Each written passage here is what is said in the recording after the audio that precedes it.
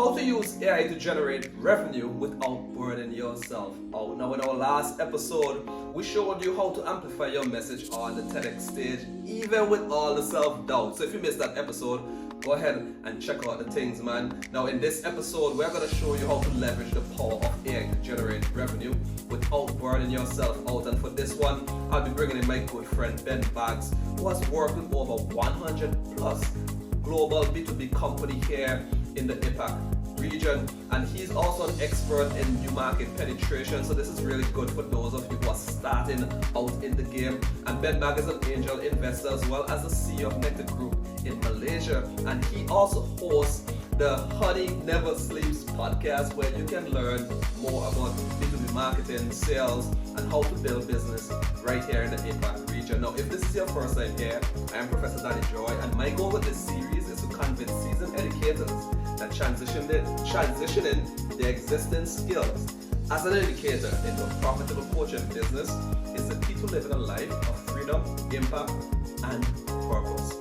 Now, before I forget, I have a special gift for you. Go ahead and grab your Escape the Classroom Business Accelerator Kit at escapetheclassroom.com/gift. Go ahead and grab the thing, man. Now, without any further ado, here is how you can leverage the power of AI without being overwhelmed by all the noise. Enjoy. Now it's Ben Bagg in the building, man. I just want to thank you for hopping on this conversation. And as you know, our audience are mainly educators looking to transition into entrepreneurship. So a lot of them are new; they're fresh in the game when it comes to this entrepreneur thing. But before we jump in the deep end, you shared something very interesting when you bought this call. You said AI adoption. What needs to change in the world is AI adoption, upskilling fast, and you don't want people to become what horse groomers became with the inventions of cars. So I'm curious, why is that so important to you? Yeah, why are you making that your business? Well, I think, in every white collar industry, there's going to be huge levels of disruption. You're not going to need as many people to deliver the results that your business requires. And it's very in the nature of a company to follow labor arbitrage. And you've seen it over the last sort of 60, 70 years of American companies outsourced to Europe. Then they outsourced from Europe to Asia. And that kind of outsourcing is continuous. And what we're going to be doing is essentially outsourcing or offshoring to AI.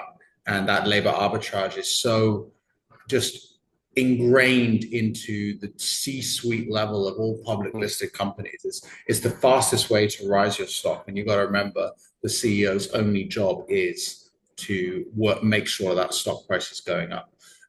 So AI is going to be a major job impactor. But I think humans are really good at finding things to do. We'll always find new jobs, and there'll be a lot of job creation. Now, if you have the power of hindsight, and like I was talking about the groomers and the blacksmiths, from 125 years ago, if you were them and you had the power of hindsight to say, okay, the car is going to take over, wouldn't you want to upskill yourself? Wouldn't you want to learn the mechanics of a car? And so that's kind of what I'm telling you. I don't want people to be afraid. I just want people to real talk. Real talk, brother. Like I remember when I was in high school, IT was just a thing. Like Bill Gates not too long came on TV and talking about the email. Yeah, and everybody was, frantic about it. And then I remember like everybody was starting to encourage upskill and learn IT, information technology. Yeah, it was like the new thing on the block. And now IT is so widespread. Everybody has a computer in their hand, literally. And I can see the same thing happening with AI. So it's either we upskill or we get left behind. So it's not a matter of, as you said, to make people be afraid, but it's the hard truth, right? We can't run away from that truth. And sometimes we need to. It's every industry, every job. You could be a lawyer, you could be a teacher, you could be a salesperson, a marketer, a coder. It's all going to be impacted. But there's some really exciting opportunities that AI brought us. It's taken the barrier of entry for entrepreneurship to the lowest point it's ever been. The lowest. You no longer need to raise capital to get to a point where you could at least acquire some customers, right? You Yeah. no longer have to spend huge amounts building. And that just makes anyone who has an idea able to execute. Right. Golden nugget there, brother. Golden nugget there, because most of our listeners are new to the entrepreneurship game, and the biggest shift that I see that they need to make is the mindset shift. Yeah, and as you were even talking, AI literally reduce product market fit. That time that it takes for you to move from idea to product market fit, it literally shrunk, and that creates so much more opportunity. It's shrunk. It's cheaper, but I think the people who are going to do the best are the marketers. Those that can market and sell their product the best will be the ones that win, because everybody can build. Yeah. Just the other day, a friend of mine or a group of friends were together and we were having drinks, and we literally came up with this idea to recreate this old kids game we used to play called Manhunt. And Manhunt is like tag, hide and seek tag, and create a Pokemon Go version of this game so that you get people coming together into the real world, and have comms and things on the app. And this was an idea that we came up with over drinks on a Thursday night. Friday morning, I used an AI tool called Replit, and I built the MVP in 1 hour. That's so crazy. In 1 hour, I built that MVP. Right. So this weekend, we're going to play this new game. It's a minimal viable product. It's the base level, but we're going to play it because one idea over drinks and 1 hour of work made that idea into a reality. And that's what I mean by it's so easy. Now, what will be really difficult or more challenging anyway, is actually then marketing that to the masses, getting people outdoors playing that game. Yeah. But the idea and the build of that idea, it cost me $20 subscription a month. Yeah, beautiful. Now, Ben, you've helped over 100 B2B companies scale across new market. And while we're talking about, getting that idea across market into a new market, I'm curious, what is the one piece of advice you wish every new founder knew before trying to grow? Before starting, it's really hard because I think every business is different. And all the companies I've worked with over the years are all at various different stages. I think if you can first get your domestic market, and what I like to refer to is like your beachhead. So acquire several customers, and you've got to be the founder who hunts for those customers. So pick up the phone. Don't be afraid to cold call. There are plenty of tools out there to get telephone numbers, and go hunt hard for your first customers. Now, once you've got those, do like niche the hell down. So let's say you've got a product that you can sell to, I don't know, plumbers, right? You've got a product that could be used by plumbers, electricians, all the kind of those types of roles. You get your first plumbing customer, then you niche the hell down. You interview that customer, you learn all of their pain points, you learn as much as you can about that segment, and then you enhance your product and double down on focusing on selling to plumbers and forget about the electricians and the carpenters and other potential customers, and establish your beachhead. Now, once you've got you feel like you have product market fit within that particular segment, only then you should start to expand. A lot of people try to just go after everything too quickly. And you'll just find that you're having a higher failure rate. Perhaps your product's not quite right. Perhaps the messaging's not quite right, and it just gets way more complicated. So get super focused and super niche. That would be my main advice. Yeah, I love the fact that you talk about niching. And maybe someone who's listening may not even understand the word niche, what it even is, because I understand what you're saying.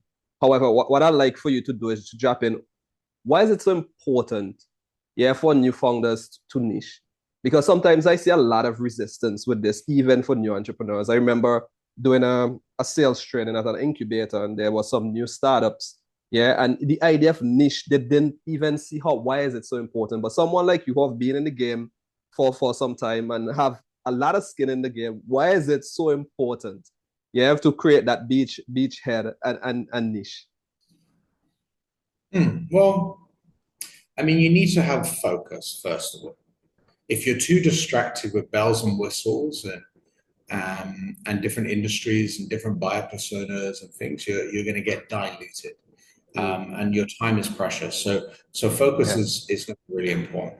The second thing is there's probably 100,000 other people building the exact same thing as you or trying to, because the barrier of entry has dropped.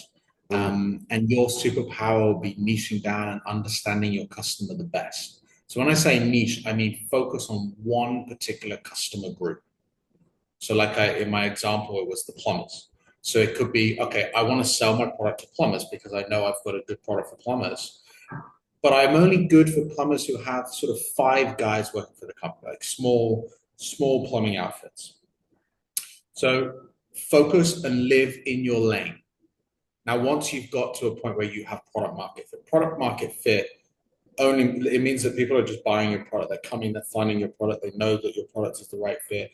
When you're selling it, you're getting good conversion rates. People want this product. Only at that point you could go, right, well, why don't we go for the larger plumbers? Right. And if you lack that focus, you will just get distracted because somebody will go, can you build me this feature? Somebody will, can I have that? And it'll get too confusing and your failure rate will go up. I couldn't have said it better. just stay super focused. And if you're confused about like, well, where do I niche down, right? Because that's a hard answer to get. I love the idea of just doing customer interviews. And what I mean by customer interviews, it doesn't necessarily mean you're interviewing people who are already paying you, but interview people you would love to be your customers. So like, hey, Dino, I see you're in the plumbing industry. I'm building a product for plumbers. I just want to interview as many plumbers as I can to understand some of the challenges of operating their business to make sure we can build the right product. Can I get 15 minutes of your time?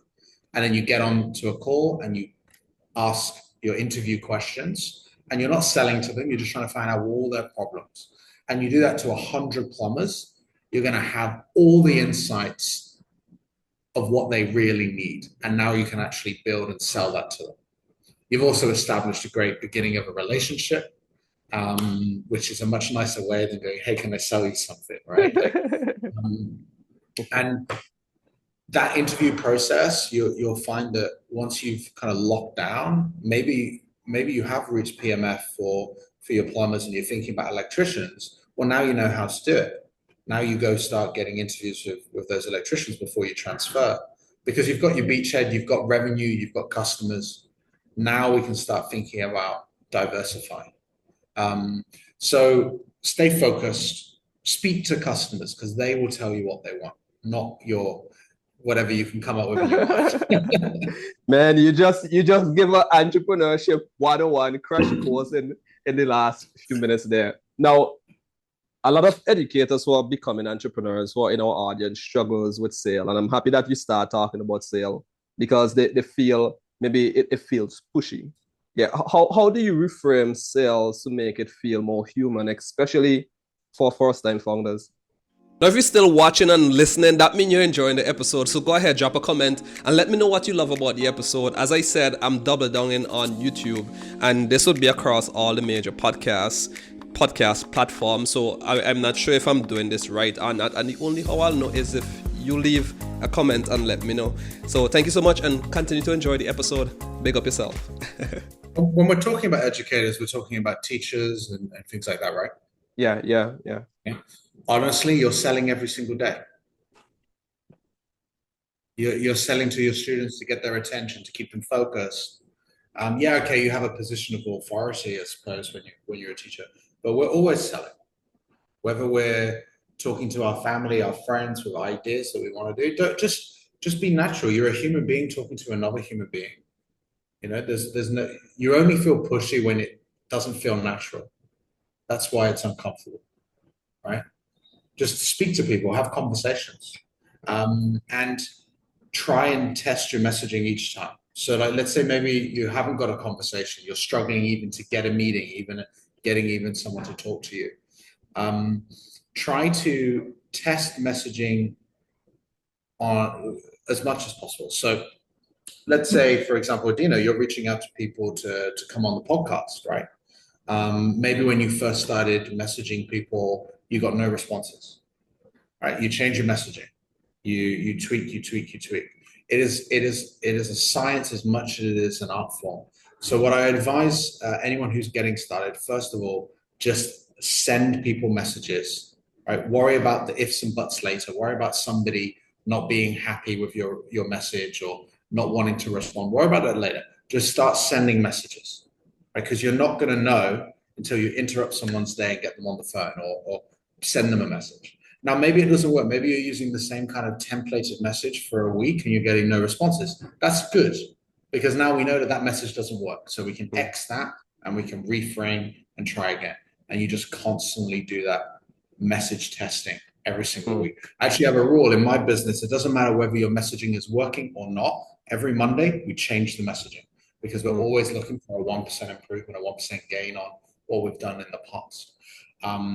So forget about being pushy. Don't let paralysis stop you from going outbound because you're worried about what could happen. Just message people and let the what ifs answer for themselves. Beautifully said. Beautifully said. My golden nugget from that bit is sale is as much an art as it is a science.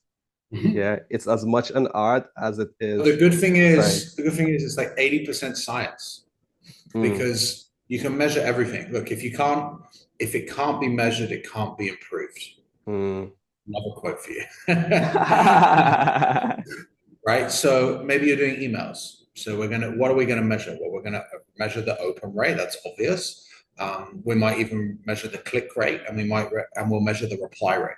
And if you're smart, you'll also measure the positive reply rate versus negative reply rate. Negative reply rate being like, I'm not interested. Positive, yeah, tell me more, right? And so if we can measure every single one of those data points, which is not complicated to do. Okay, open rate's low.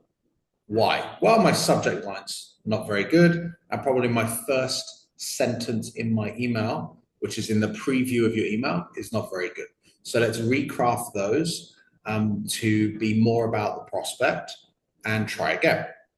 So we get the open rate up to say 40%, which is a really lovely, good number. Now our subject line is somewhat interesting. We're getting their attention at least to open our email, right? But they're not replying or they're replying negatively. Why is that? Well, the body of the email is probably not speaking to something that is important to your prospect, right? So now we want to change that messaging. Well, what's important to them? How can we be more focused perhaps on potential challenges they might be facing? How can we relate to them? How can we make our content less about us, where we're trying to sell them something, and more about them and what they need and the problems they might want to solve? And then maybe we're getting replies now, but they're still somewhat negative, but not so negative. So then we work on our call to actions, and it's just doing those tweaks every single Monday. And you can apply that to every channel. If you're doing B2B, MySpace, LinkedIn is the #1 channel, right? Email's practically dead, but you do the same thing. You just said MySpace? MySpace? You said MySpace? In MySpace. Okay, in I thought MySpace, you meant not MySpace. No. I'm like, that still exists? In the B2B world. In the B2B world, you've got to be on LinkedIn, but you can apply those same, measurements to LinkedIn. Just constantly make those tweaks. That's where the science comes in. The art is getting the messaging right, but you apply that with the science to test and measure. You can keep improving. But ultimately, your job when you're doing outbound to start conversations with sales, so the prospecting side of sales, your only task is to start a conversation. That is it.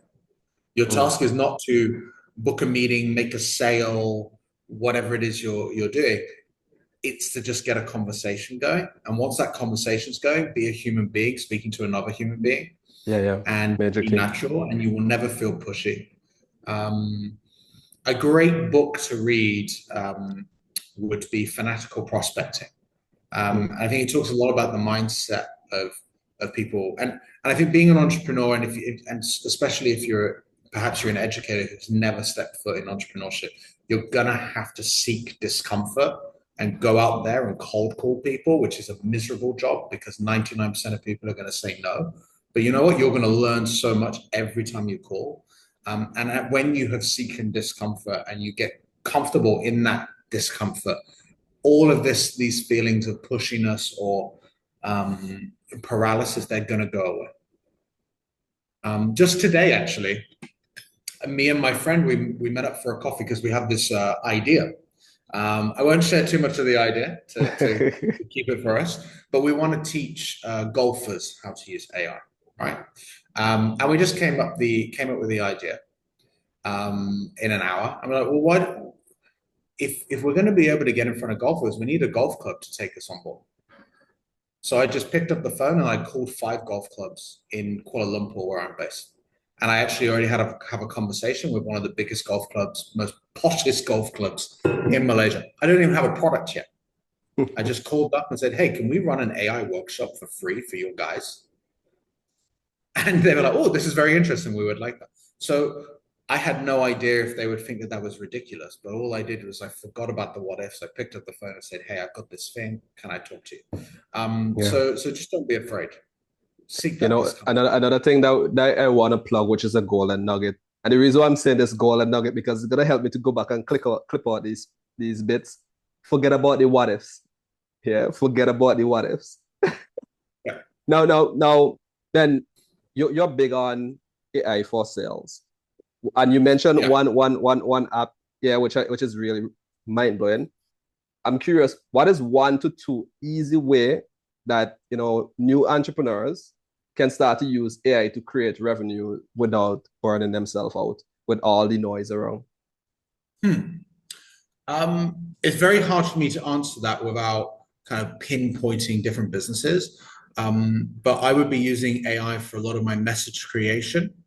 That will help. So you haven't got to keep thinking about what's the right subject line. You can have AI help you. I would be using less AI, more automation, but I'd be using automation tools to send outbound emails, to contact people on LinkedIn, so I'm not doing too much manual work. I would be using some other automation tools to find telephone numbers and email addresses and contact information. So I would get an email sequencing tool. One that everyone seems to like is Instantly. A LinkedIn DMing tool. One I really like is Prosp, but there's also a really cheap, pretty good one called LinkedIn Helper. And I would get something like Apollo so I can get contact information. So that put all those tools together, you're probably spending $100 and you've got all your outbound going. And then you've got ChatGPT to help you with the messaging. I would certainly do things like that. I would use AI to research kind of the prospects so we can deeper understand perhaps some of their challenges, know who to reach out to for those interviews. Gemini Deep Research is a really good tool, but pretty much all of the major LLMs have deep research. Excuse me. I would certainly do that if I was getting started. But I don't think burnout really comes from sales. I think burnout will come from a couple of things. One is you've got to manage your time. You're going to be doing so much. Perhaps you're starting to get yourself stuck into meetings, or perhaps you lack the discipline even to stay focused on goals. So I would recommend looking at a tool called Reclaim. It's actually owned by Dropbox. Reclaim is brilliant. It can essentially plot habits into your diary. Like, hey, you've got to contact 10 people today in this 1 hour block. And it blocks 9 a.m. to 10 a.m. Contact 10 people. And you can build these habits. I think having kind of the right habits and the structure to your calendar and time management is really critical for not having burnout. I also would recommend anyone, and keeping on the topic of burnout and using AI, removing AI from the equation, exercise. Make sure that you put time in your diary for exercise and make that a clear habit. Because there are going to be times in your life where business isn't going well and you're going to be stressed. Perhaps you're worried about money coming in the bank for paying salaries, or your customer's mad with you about something, whatever it may be. You're going to get stressed. And exercise is a really great way to manage your mental health and your stress and just feel good. In fact, I went through a time where my business was really struggling a couple of years ago. And I also had some personal stuff going on, and I was having a lot of stress. And basically, when I was awake, I was miserable, except for 1 hour where I went and ran. I went for a run around the park for an hour every day, and it was 1 hour that I felt good when things were going bad, and that got me through the tough times, and that helps with burnout a lot. So don't you get Reclaim AI and you tell it, I want to have it every day. I'm going to exercise. And if you're a morning person, it's at 7 a.m. And if you're an evening person, it's at 7 p.m. Right? And you just block your diary. I think that is really, really important for burnout. And I would be using AI to do anything administrative so that I'm not just doing busy work, right? So that's why I like Reclaim for scheduling my tasks, my meetings, my habits. I'll be using email automation, LinkedIn automation for that kind of more administrative activity when it comes to sales. And then that enables me to do what humans are great at, having conversations with people. Yeah. So now I can call people, I can have meetings with potential customers, I can do those customer interviews I was talking about, I can look at my product, I can do things that are far more enjoyable. And one last thing I would recommend anyone who is perhaps worried about burnout from becoming an entrepreneur is decide what things you do you love and what things you hate. And what I mean by love and hate, I'm talking about energy. So if I, for example, today in this podcast, this is something I love to do. I'm talking with somebody, having an interesting conversation, meaning it gives me energy. When this call ends, I'm going to have more energy than when it began. Now, what I don't like doing is sales reports, right? Or, reporting and paperwork. So when I do my reporting, I have less energy than when I began.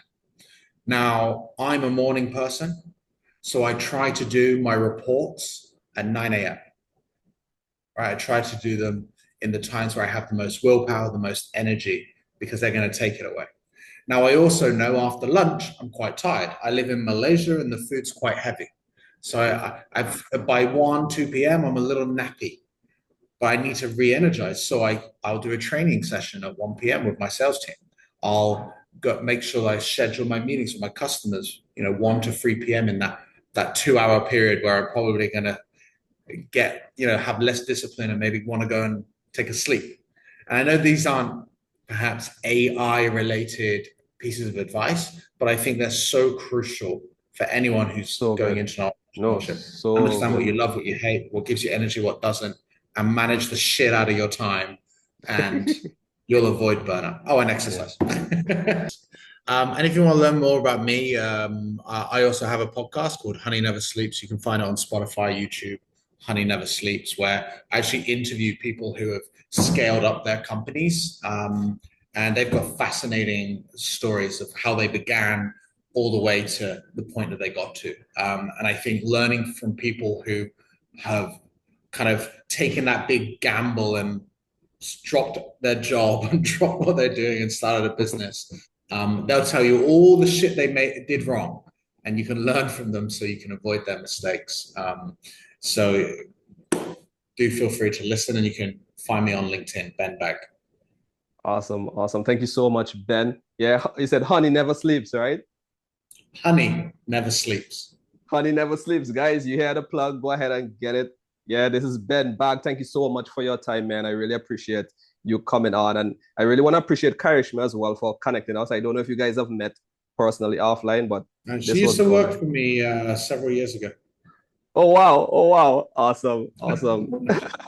Now, if you made it all the way to the end, that means you need to go ahead and click the subscribe button, follow the podcast, because we are trying to grow a community of educators that is passionate about making an impact and a difference and live a life of abundance while doing it. So right now I'm trying to grow this YouTube channel, and we're double down on YouTube. So I'm asking you this favor: if you enjoyed the episode, go ahead, subscribe, comment, and do all the things that you do on social media. Also, don't forget, go ahead and grab your Escape the Classroom Business Accelerator Kit at escapetheclassroom.kit.com/ gift and get everything that you need to prepare your transition from your job in education to starting your own business. Now, this is my gift for you. So let's keep leveling up. And if you have any questions, drop them in the comment as well. New episode every week, 7 p.m. China time.